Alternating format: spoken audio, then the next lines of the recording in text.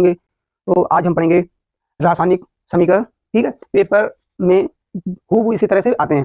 क्या होता है जब केवल रासायनिक समीकरण दीजिए, क्या होता है बहुत से बच्चे कंफ्यूज हो जाते हैं। ठीक है, तो उसी कंफ्यूजन को दूर करने के लिए हम ये वीडियो लेकर आए हैं। और क्या होता है रासायनिक समीकरण आपको बनाने के लिए सबसे पहले हमें फार्मूला आना चाहिए। अगर नहीं भी आते हैं तो क्या आप हमारी ये वीडियो देखें, आपको बेहतर से बेहतर समझाने का प्रयास करेंगे। तो देर ना करते हम वीडियो को स्टार्ट करते हैं। तो क्या है, सबसे पहले नंबर पर एथिल ब्रोमाइड की सिल्वर एसीटेट से अभिक्रिया करते हैं, या इस तरह से एथिल ब्रोमाइड सिल्वर एसीटेट से अभिक्रिया करता है तो क्या प्राप्त होता है। ठीक है, तो सबसे पहले नंबर पर, ठीक है, पहली देख लेंगे एथिल ब्रोमाइड वाली। ठीक है, एथिल ब्रोमाइड सिल्वर एसीटेट से क्रिया करके एस्टर बनाता है। ठीक है, एस्टर, ठीक है, एस्टर बनाता है यानी एथिल एसीटेट बनाता है। तो सबसे पहले एथिल ब्रोमाइड का फार्मूला होता है, देखो यहाँ पे C2H5 और Br, ये होता है एथिल ब्रोमाइड। ये क्या सिल्वर एसीटेट से क्रिया करेगा।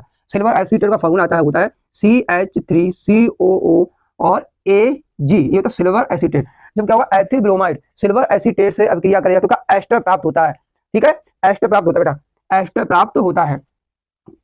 एस्टर होता है CH3COO C2H5, ये होता है एस्टर, एस्टर होता है। और इसी बोलते हैं एथिल एसीटेट, एस्टर को ही बोलते हैं एथिल एसीटेट, एथिल एसीटेट। साथ साथ में नोट डाउन करते हुए जाएं, जिससे आपको और बनेगा क्या, साथ में निकल जाएगा AgBr। ऐसे बोलते हैं सिल्वर ब्रोमाइड, क्या होता है सिल्वर ब्रोमाइड। ठीक है, ये सिल्वर ब्रोमाइड। ठीक, तो क्या इस तरह से आप करेंगे, इस तरह से क्या करें, एथिल ब्रोमाइड सिल्वर एसीटेट से क्रिया करके एस्टर बनाता है। ठीक है, एस्टर बनाता है। इसी तरह से आप इसे ध्यान रखेंगे। और दूसरी क्या दे रहा है, एथिल ब्रोमाइड को एल्कोहलिक KOH यानी पोटेशियम हाइड्रोक्साइड के साथ गर्म करते हैं तो क्या प्राप्त होता है। तो इसमें क्या है, जब एथिल ब्रोमाइड को एल्कोहलिक KOH के साथ गर्म करते हैं तो एथीन प्राप्त होती है, मतलब एथीन बनती है। ठीक है, क्या बनेगी, एथीन बन जाएगी। तो सबसे पहले इसका फॉर्मूला लेंगे एथिल ब्रोमाइड, यहाँ पे लिखा हुआ है एथिल ब्रोमाइड। ठीक है, तो दूसरी रिएक्शन देख लेंगे एथिल ब्रोमाइड, भाई अभी लिखा था भाई C2H5Br। और किसके साथ करेगा, एल्कोहलिक KOH के साथ अभिक्रिया कराएंगे। एल्कोहलिक KOH के साथ अभिक्रिया जब कराएंगे, ठीक है, ठीक है, एल्कोहलिक KOH के साथ अभिक्रिया करेगा। ठीक है, पोटेशियम हाइड्रोक्साइड से अभिक्रिया करेगा तो एथीन बन जाएगा, एथीन C2H4, इसे बोलते हैं एथीन, एथीन, और इसे बोलते हैं एथिलीन। ठीक है, और बन जाएगा यहां से KBr, पोटेशियम ब्रोमाइड, KBr। ऊपर वाली में लिख ली, तो इसे साफ कर रहा हूं ऊपर वाली को, KBr प्लस में H2O।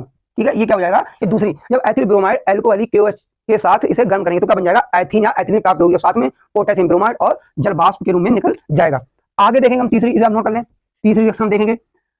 मैथिल क्लोराइड को शुष्क ईथरीय सोडियम से क्रिया करता है तो क्या होता है। मैथिल क्लोराइड ये क्या है, ये ब्रूटेज रिएक्शन है। आप हमारे YouTube channel Amit study research centre पे जाके देखें, आपको वहाँ पे ये सब ही रिएक्शन, फार्मूला मेकिंग और बेहतरीन से बेहतरीन वीडियो आपको वहाँ पे देखने को मिलेंगी। तो आप जाएं और वहाँ पे देखें और अपने ज्ञान को और उज्जवल करें। तो यहाँ पे क्या है, मैथिल क्लोराइड शुष्क ईथरीय सोडियम से क्रिया करता है तो क्या होता है, मैथिल क्लोराइड। ठीक है, ये क्या है, ब्रूटेज रिएक्शन भी है। ठीक है, तो क्या मैथिल क्लोराइड के जब 2 मोल लेते हैं, ठीक है, मैथिल क्लोराइड के 2 मोल अगर आपने पढ़ा है तभी आप ये कर पाएंगे। यहाँ पे क्या मैथिल क्लोराइड दे दिया तो आप मैथिल क्लोराइड का शुष्क ईथरीय सोडियम, और क्या मैथिल क्लोराइड के 2 मोल से क्रिया करेंगे। यहाँ पे क्या मैथिल क्लोराइड, तीसरे नंबर पे देख लेंगे हम, 3 नंबर देखेंगे मैथिल क्लोराइड CH3Cl होता है मैथिल क्लोराइड, इसका शुष्क ईथरीय सोडियम के साथ, इसके शुष्क ईथरीय सोडियम, ठीक है, सोडियम के साथ जब क्रिया कराएंगे, ठीक है, क्या बन जाए, और यहाँ पे क्या है मैथिल क्लोराइड, इस तरह लिख लो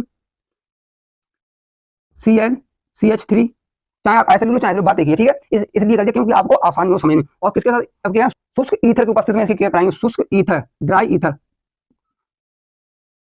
शुष्क ईथर। अब देखो मैथिल क्लोराइड शुष्क ईथर की उपस्थिति में सोडियम धातु से क्रिया करके, ठीक है, क्या बनाएगा, एथेन बनाता है। क्या एथेन बनाता है, C2H6, ये होता है एथेन, एथेन बनाता है एथेन। ठीक है, C2H6, यानी इस तरह से भी लिख सकते हैं आप CH3 single bond CH3 math एथ और सिंगल बॉन्ड एन, इस तरह से हम लिख सकते हो एथेन। ठीक है, आगे क्या बन जाएगा हमारा, इस तरह से यहाँ से ये निकल जाएगा। ठीक है, इस तरह से देखो आप 2NaCl,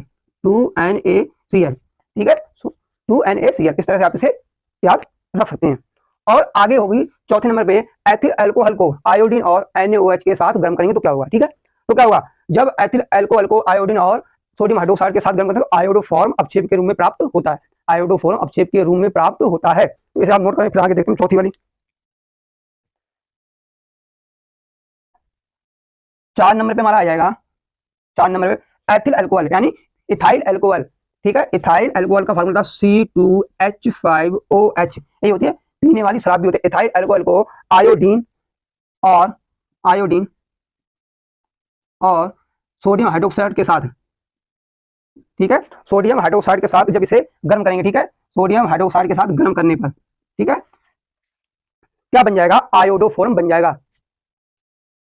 आयोडोफॉर्म बन जाएगा, CHI3 होता है आयोडोफॉर्म, फार्मूला होता है CHI3 आयोडोफॉर्म। ठीक है, और sodium format HCOONA sodium format बनेगा, और साथ में सोडियम आयोडाइड यहाँ पे लिख रहा हूं मैं, प्लस में सोडियम आयोडाइड और बनेगा जल। इस सोडियम को 5 मोल और प्लस में जल H2O जल। ठीक है, इस तरह से रिएक्शन हो जाएगी। चौथी, एथिल अल्कोहल को आयोडीन और NaOH में सोडियम हाइड्रोक्साइड के साथ गर्म करते हैं तब क्या बनेगा, आयोडोफॉर्म। क्या अवक्षेप के रूप में प्राप्त होता है मैन प्रोडक्ट। ठीक, क्या बनेगा, iodoform CHI3 iodoform man product के रूप में प्राप्त होगा। साथ में